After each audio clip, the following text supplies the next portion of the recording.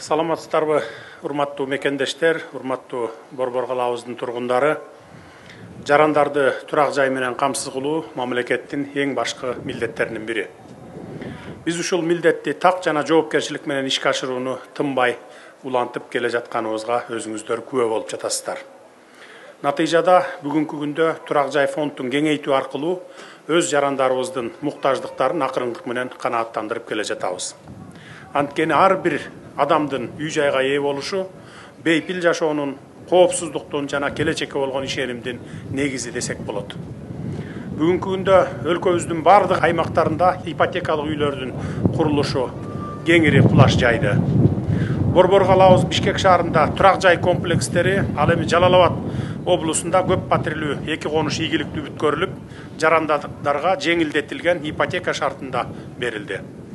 Бүгүн биз Борбор шаарыбыз Бишкекте дагы бир турак жай комплексин мына бул Калый Молдобасазов көчөсүндөгү 225 патрилүү заманбап жана ыңгайлуу үйдү тургундарга тапшырып жатабыз. Мен алгач бул жерге чогулган эл журтту, айрыкча үйлөрүнүн ачкычын чыдамсыздык менен күтүп жаткан мекендештеримди чын дилимден куттуктап өтөйүн. Ак өргөңүздөр кут болсун, коломтоңордон от өчпөсүн.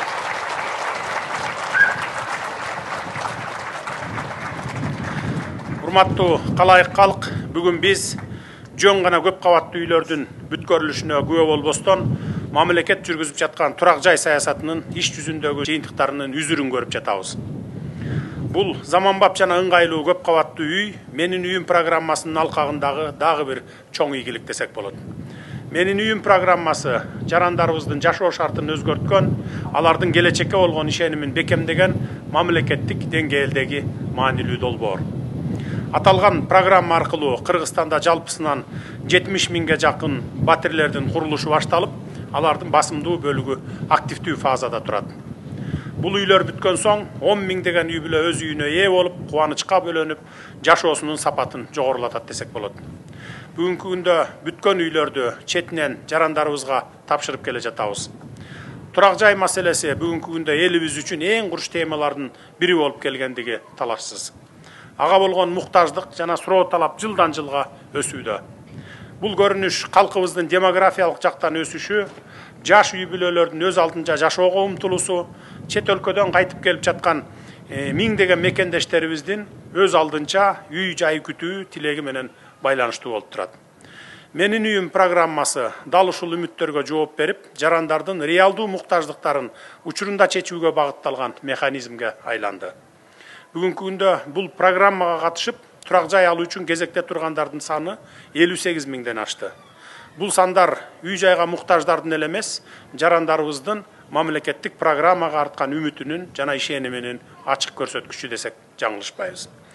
Ар бир статистикалык сандын артында реалдуу үй бүлөлөр, алардын тилеги жана үмүтү турат.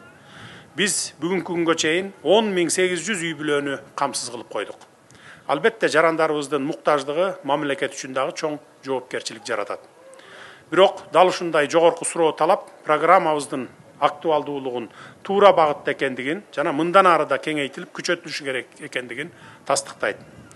Буга чейинки үй тапшыруу учурларында айтып келдим белем, бул жерден дагы бир рет кайталап баса белгилей кетейин. Мамлекеттик ипотекалык компания алдыдагы 5 жыл ичинде муктаж болгон жарандарыбызды турак жай менен толук камсыз кылууну максат кылып жатат. Бул чоң пландар жарандардын үй маселелерин чечүүгө багытталган иштин бир гана бөлүгү. Алдыда дагы көптөгөн турак жай долбоорлору ишке ашырылат. Ош, Баткен, Жалал Абад, Ысык көл, Нарын, Талас, биягы Кара Балтадан Токмоктон бери карай үйлөрдүн салынышы кызуу жүрүүдө. Жарандарыбыздын жашоо шарттарын жакшыртууга мамлекеттин бардык болгон күч аракетин жумшап жатабыз. Андыктан турак жай курулушу боюнча стратегиялык пландар узак мөөнөттүү мүнөзгө ээ, ал эми заманбап жана ыңгайлуу турак жай объектилери келечекте дагы курула берет. Шаарлар менен райондордун борборлоруна бийик кабаттуу үйлөр курулуп бүткөндөн кийин план боюнча айылдарга өтөбүз. Айылдарга деле ушундай шарттарда 25 жылга чейинки ипотекалык негизде жер тамдарды куруп беребиз. Ошентип өлкө боюнча жарандарыбыз айылдарда да өнүккөн өлкөлөрдөгүдөй заманбап үйлөрдө жашагандай шарттарды түзүп беребиз. Бул заманга дагы Кудай буйурса алдыда келе жаткан 5-10 жылда жетип калабыз. Мен ушул жерден райондор менен шаарлардын жетекчилерине кайрылып кетким келип турат. Рай борборлор менен шаарлардын ичиндеги бош жаткан жерлер менен көп кабаттуу үйлөрдү салууга ыңгайлуу жерлерди мамлекеттик ипотекалык компанияга өткөрүп бергиле. Мен 5 жылдан бери кайра кайталап айтып келе жатам. Силер болсо жеке кызыкчылыгыңарды биринчи орунга коюп, жерлерди жеке жактарга кармата берип жатасыңар. Мына ушундай фактылар менен камалып кеткен мэрлер менен хакимдерди өз мына эл журттагы, жалпы эл журттагы көрдүңөр. 1000 үй бүлөнү батырчу жерди bir кишиге кармата салып жатышат. Албетте чөнтөк кызыкчылыктар үчүн. Кеч боло электе кайткыла мындай коррупциялык көрүнүштөрдөн бийик кабат үйлөрдү курууга мүмкүн болгон жерлердин баарын мамлекеттик ипотекалык компанияларга өткөрүп бергиле, компанияга. Катып жатпагыла андай жерлерди. Биздин өлкөбүздүн аянтынын 94%-ын тоолор ээлейт. 6% түз жерлер. Ошону унутпагыла. Биз бүгүнкү күндө эле эмес, келечек муунду дагы эстен чыгарбашыбыз керек. Ошондуктан колдон келишинче курулуштарды туура карай эмес, бийиктикке карай салганга басым жасашыбыз керек. Урматтуу мекендештер, бүгүн тапшырылып жаткан жаңы үйлөр сиздер үчүн кубаныч менен бакытка бөлөгөн үй бүлөлүк чоң очок болуп берет деп мен ишенемин. Жаңы үйүңүздөр кут болсун.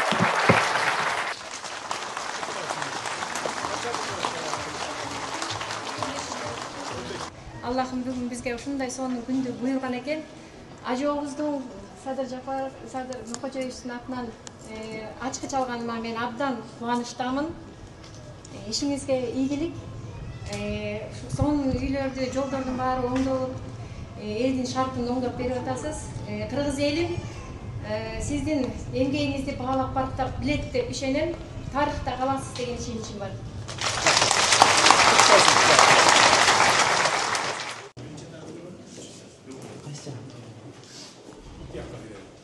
Жакшы бүтүп турбу?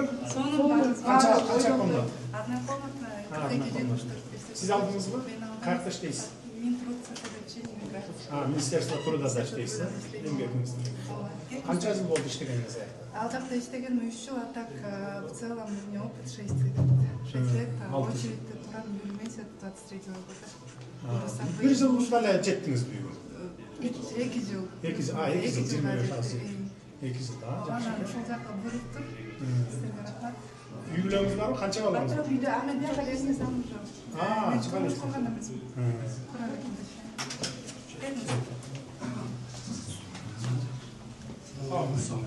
Assalamu alaikum. Жакшы бекен? Жакшы солон. Сапаты кандай экен, сапат? Жакты. Бүгүн 8-ден жүрүшөт. Жакшы. Кызыбызга буйруган экен сиздер үчүн. Элдер көп проблемасы чечип. 2 жылдан бери сүйүнүп азыр. Кичи мекениңиз каякта болот? Мен Алайдан болом. Алайдан? О, жакшы. Алайлыктар Бишкекке келип аттыр да. Биз кирген онда. Намаз диет. Кут болсун деп квартиранын. Чоң рахмат. Кут болсун. Саламатчылык. Кандайсыңар? Үйүңөр кут болсун. Жигиттер турбайбы? Алейкум ассалам. Үчүнчү жигит, 3 балалысыңбы? Үчөө тең эркекпи? Ай малады. Каерде иштейсиң? Телефондун бери Саламитин базарында. Аламитин базарында?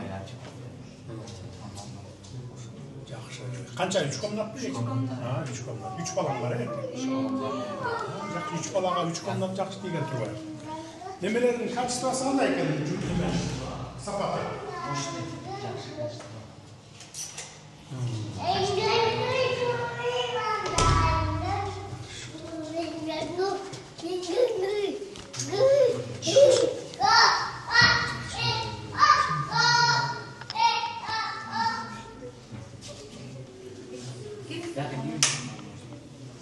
Жақсылықтарға қызмат үй болсын.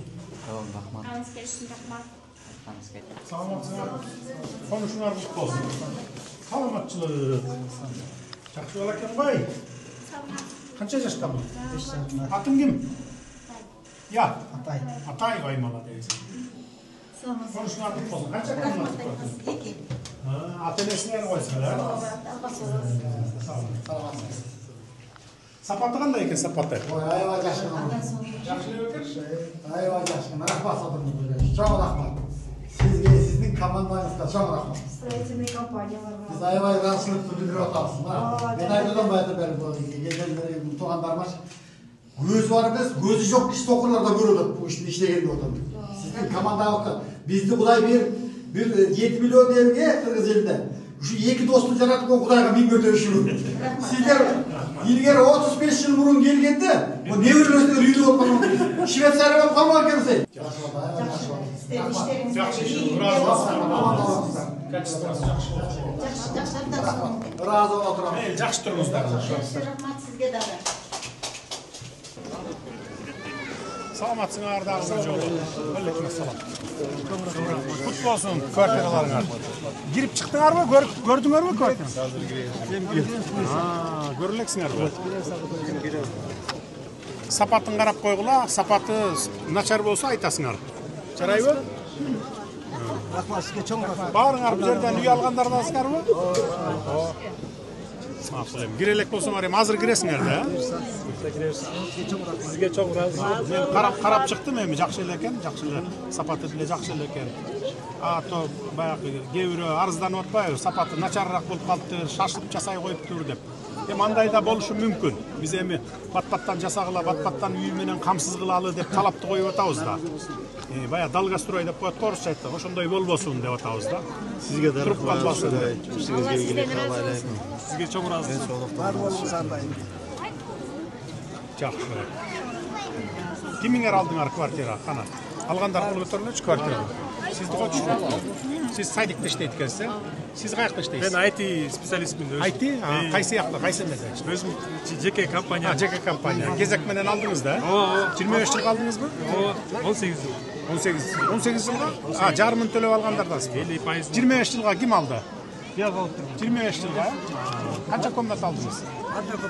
Однокомнатный? Каякта иштейсиз? Эмгек акыңызбы же тазалыкта иштейсизби? Канча колуңуз каласыз? Айлык? Emge akım 50 mingge çeyin. 50 mingге чейин. Жакшы экен. Анда 15 миңди төлөйсүз, 35 миңи жашооңузга жетеби? Ашы бергенбиз. Мейли эми жакшы, кут болсун. Агыргаңыздар кут болсун. Жакшылыкка гана кызмат кылган үй квартиралардан болсун. Рахмат.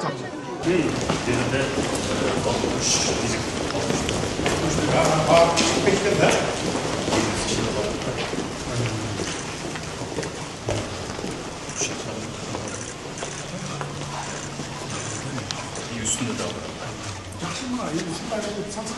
Качество качество. Карап бол, региондогулардын бардыгына шашпагыла.